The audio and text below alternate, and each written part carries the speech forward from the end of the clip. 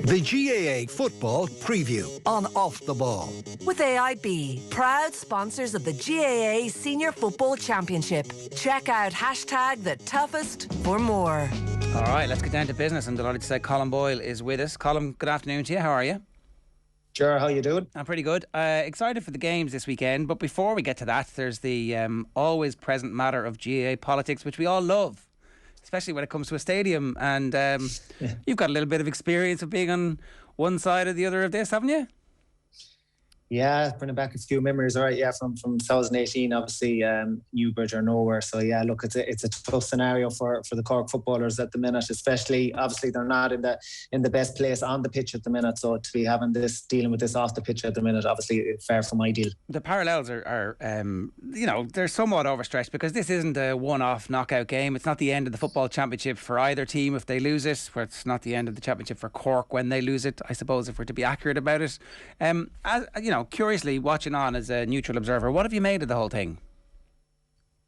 I found the whole thing a bit bizarre from the start, as in just the fact that the Cork County Board initially put these concerts on when their county teams were going to be playing championship, both football and hurling. I found that nearly the most bizarre thing.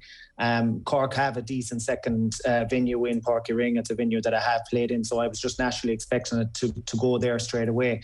Obviously, it is a small venue and whatnot, but I think that the statement this morning from the Cork footballers, look, I've seen a small bit of stick online basically saying that it's their own county board's fault or whatnot, but I think the big thing is it's not the players' fault. If this is a home game for them, they have a decent home venue in Páirc Uí Rinn. Realistically, I think it can hold up on 11,000 with a bit of work. Realistically, if that game goes to Killarney, is it going to get much more than 11,000 with kind of the Cork football is in at the minute, how many people from Cork are going to travel.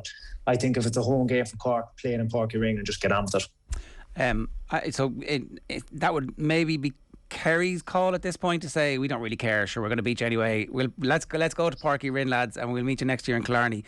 So Kerry might be the ones who come in and solve this in a way? Quite possibly so. You obviously saw last year at the All-Ireland semi-final, they were very obliging to Tyrone in the situation that arose there. Will they be obliging again? It's hard to know. They might, obviously different management set up.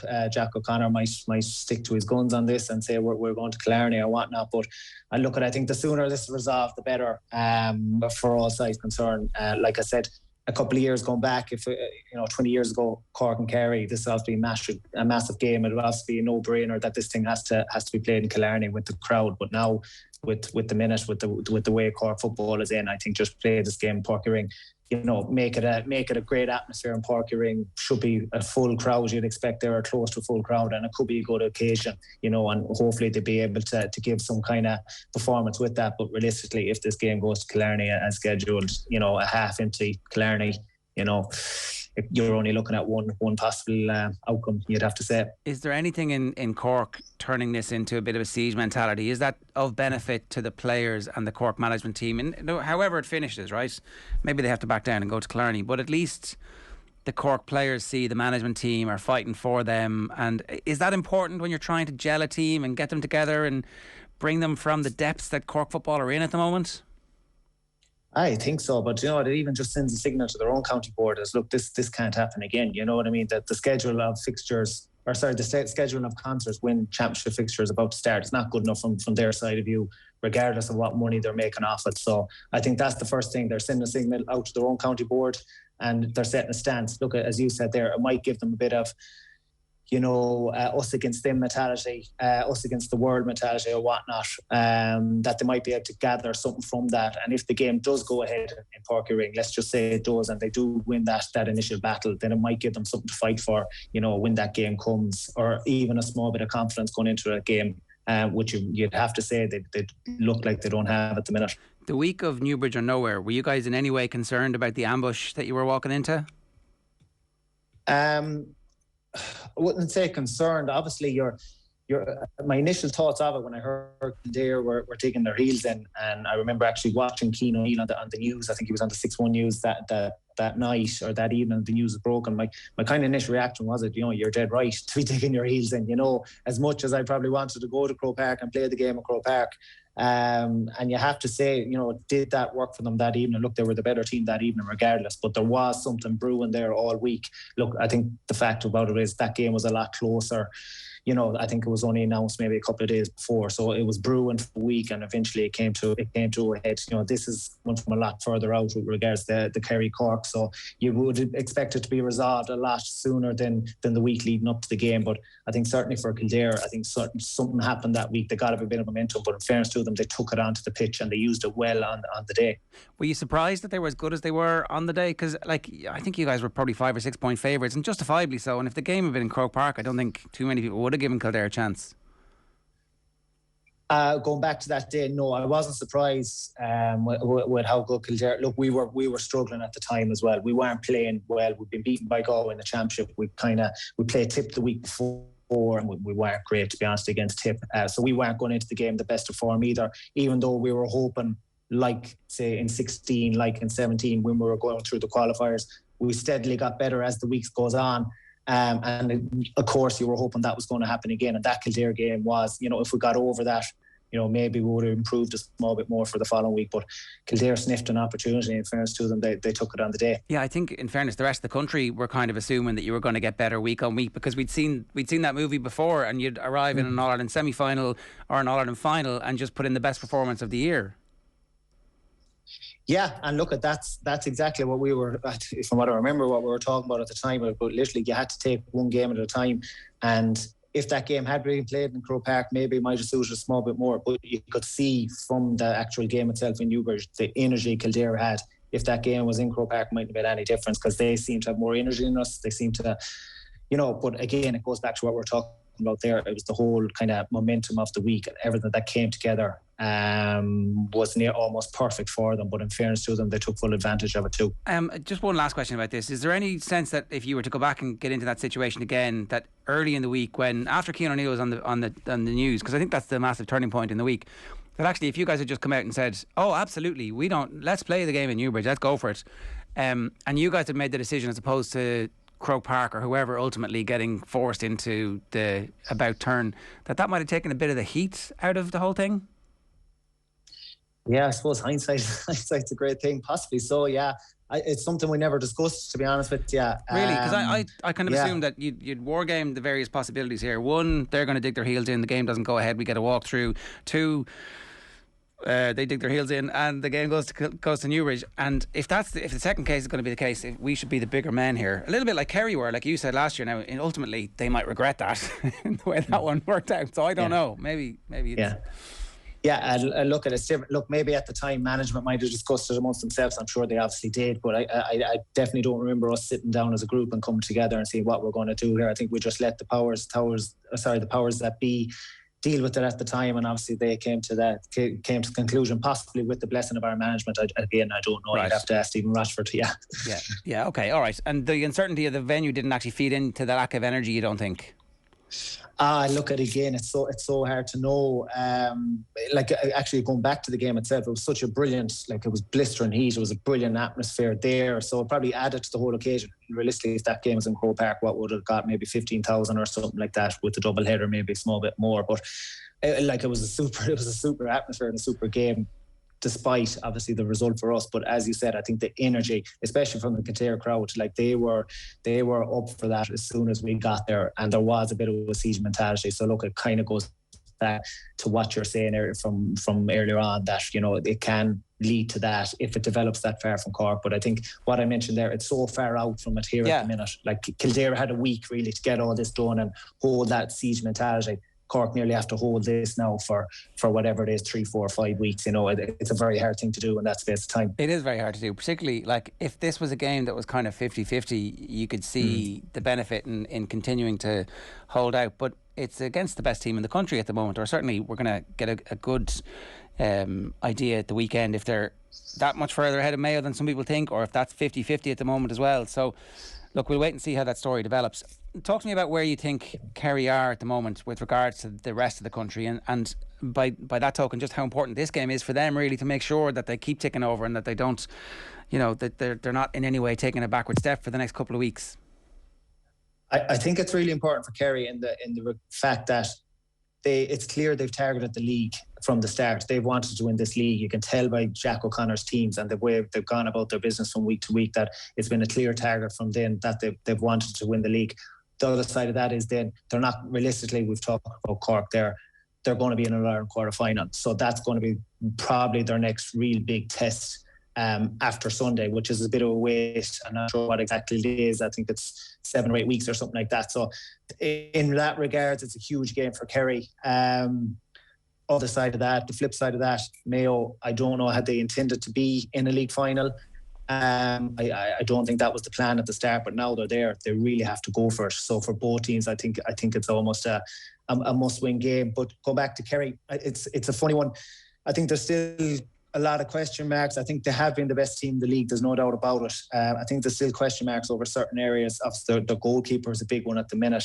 They don't seem to have really nailed down which goalkeeper they're going with. I think that's going to be very interesting come Sunday. Will you talk to us a bit about that again? Because you've a little bit of experience of this. Generally, it seems like at some stage somebody was generally the number one, but there was certainly in Mayo a period where we weren't quite sure who was going to be in goals. I don't know if you guys always knew at the start of the week what was going to happen, and if kick-outs and training were always practiced with whoever was going to be in that week, but there were certainly significant changes made. If you're in the Kerry dressing room and you're a defender at the moment, what impact does it have on you that you're not sure who the goalkeeper is going to be? Well, I suppose it just comes down to certain things. Like keepers, like most keepers, have different styles that they're kicking and different ways they're kicking, and you know nearly who prefers what and what runs to make. So if you're running for a ball, you know, okay, the keeper likes this kick, this particular keeper likes that kick.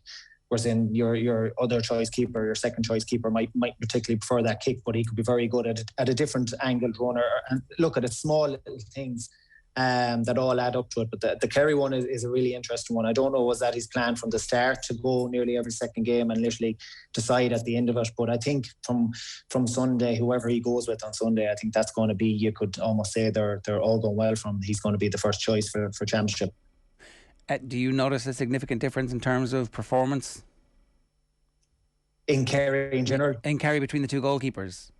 I found very little, to be honest. I think Shane Murphy might have a slight advantage on his kicking, on his overall kicking, and maybe his range of kickouts that he has, both short and long.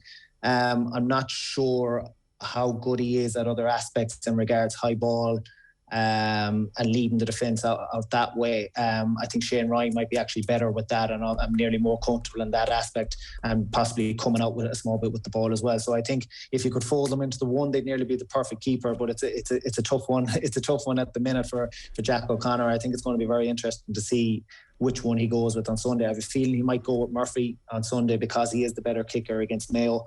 But again, it'll be very interesting to see. What difference in your game plan was it whether or not Clark or Henley was playing? How did your game alter? In our particular game plan? Yeah. To be honest, not a whole pile. Not nothing really worth talking about. Obviously, what we're talking about, Clark and Henley, were two keepers, or obviously Robbie now as well, are two keepers really that were good at so many aspects of their game. So there was very little between them two boys. And either one of them could have played in any given day. Shane Murphy and Shane Ryan, I don't think are at that level yet where they can be talked about with David Clark and Rob Hindley. I don't think, but obviously there's huge scope for improvement in that either. But for us at the time, it didn't make a massive amount on our game plan. Definitely not. Okay, the other thing that's been very noticeable about Kerry in the league is the focus they've had on not conceding goals and defending in numbers and defending in patterns and being ultra defensive in some ways. And we're all penciling in the arrival of Paddy Talley in the backroom team as part of the reason for that. Is it as simple as that? Is that just the obvious answer is actually the correct answer in this case? Possibly so, but you'd have to say Jack O'Connor as well. And Jack is fairly ruthless. Obviously, I don't know him, but I just even go back to his interview after the Mayo game. You could see how determined he was and how much that game meant to him. You could imagine him in the dressing room at half time beforehand, talking about tackling, talking about turning Mayo players over, and you can see it's coming from him as well as Paddy Talley. But I think, look at Jack O'Connor, got him in for a reason. He was very good at that, possibly the best defensive coach in the game if that's what you're looking for. So he got him down for a reason, and you can see they're really focusing in on that for the league. Obviously, Ty Morley's been playing at 6. It'll be interesting to see what Mayo do there next week. Will they put someone there that he's going after Mark?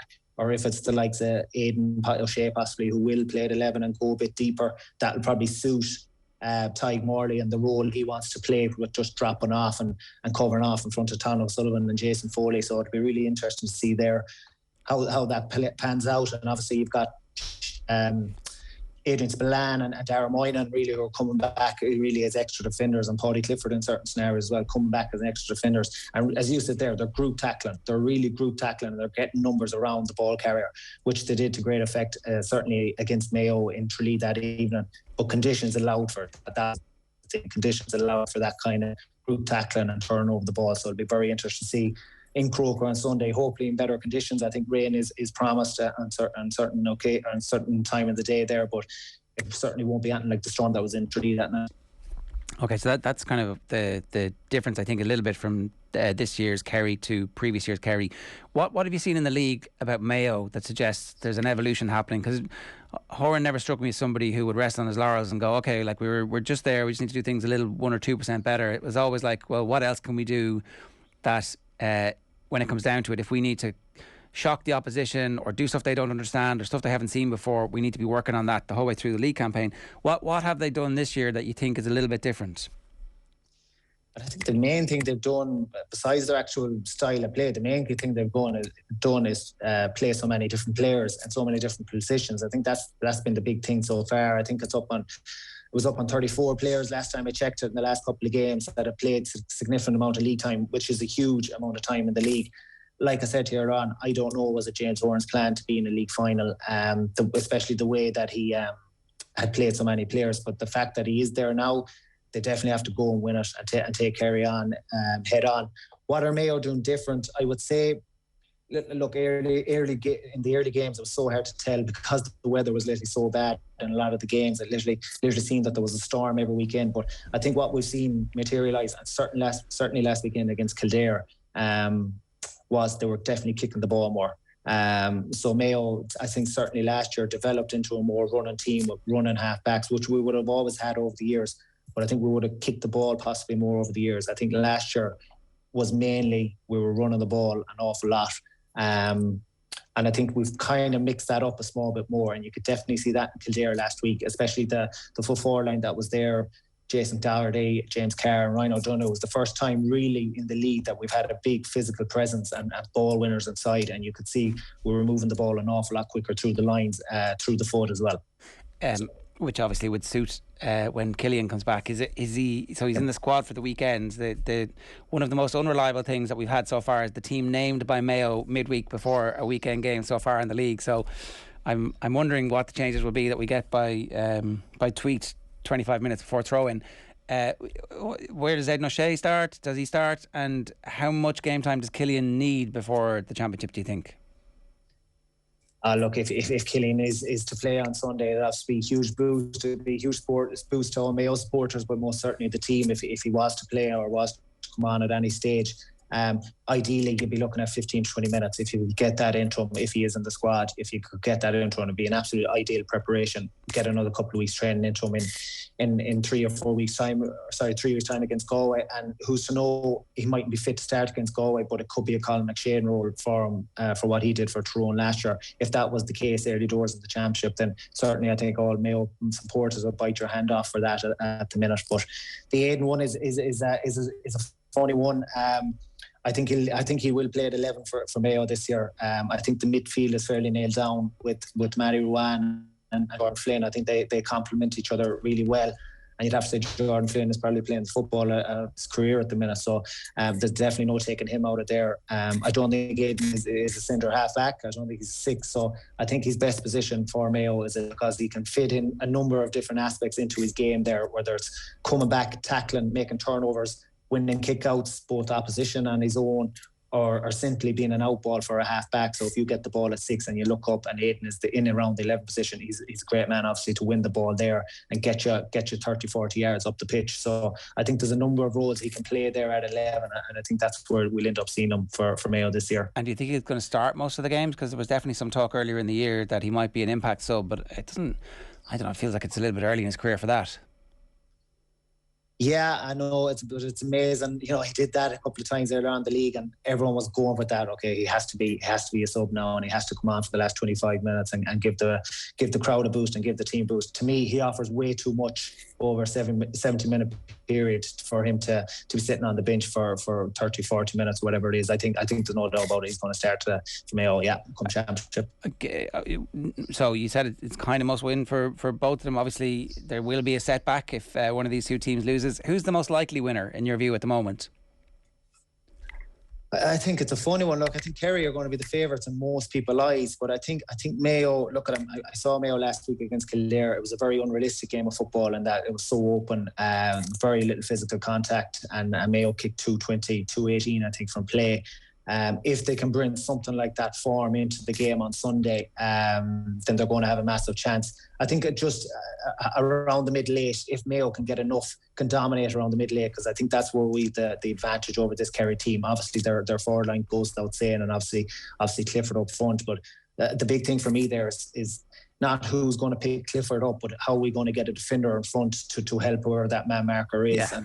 And I was just looking at it there, and would they try and do something like, okay, Adrian Spillane wing forward for Kerry or Diarmuid O'Connor for Kerry? They're not exactly going to overly hurt you on the scoreboard. Would it be a case that whoever marking them is literally going to drop off them when Kerry get the ball and maybe filter back into a sweeper role or a +1 role and help out whoever's marking Clifford? Because I think this has been said before, I don't think it's a job for any particular one man. You know, you need, so obviously you're going to be isolated at times, but majority of the time you need some cover there in front of you. So it's going to be really interesting to see where Mayo get that cover from, because literally every other Kerry forward that's playing there or you're expecting to play will have to be marked. Yeah, last time we talked we said there's a good chance this could be a trilogy between these two teams this year. This is Mark 2, so we're looking forward to it, to see what happens, and hopefully we'll get the opportunity to preview the part 3 as well. There's just one last question I had for you. Tyrone's form in the last couple of weeks came good. It really kind of improved once they got the lads back from suspension, and yet the story is broken this week as well that Paul Donaghy has become the 7th member of last year's panel to leave. So I don't know, do they care about players leaving when everything is still going well, or is it that bit that makes your panel out that actually means there's a bit of bite to your A versus B games that sharpens up a team, particularly a team who've just won the All-Ireland? Yeah, it's very funny. Unfortunately, the 7 of them didn't go last year, but for on our behalf. But look, it's very interesting. Like, it's the fact that they're dropping off one by one as well, and so late into the league, which would leave you having your suspicions of what's happening there. Look, I think from 1 to 15, Tyrone are very strong. There's no doubt about it. If you go through a team, obviously they're Ireland champions for a reason, but they will take beating from 1 to 15. But when you start going that in depth into your panel, and we talked about Mayo earlier on about how many players they've played and developed over the league, you know, has there been anyone for Tyrone really that's come through in the league that we hadn't known about already? Obviously, Darragh Canavan's got a lot more game time and has had a great league. But has there been anyone new as such? No, probably not really. And they're really going into the depth of their panel now, and you would have to think that it's going to catch them out later on in the championship. All right, that's interesting. Colm, enjoy the games this weekend. Thanks a million for joining us. Cheers.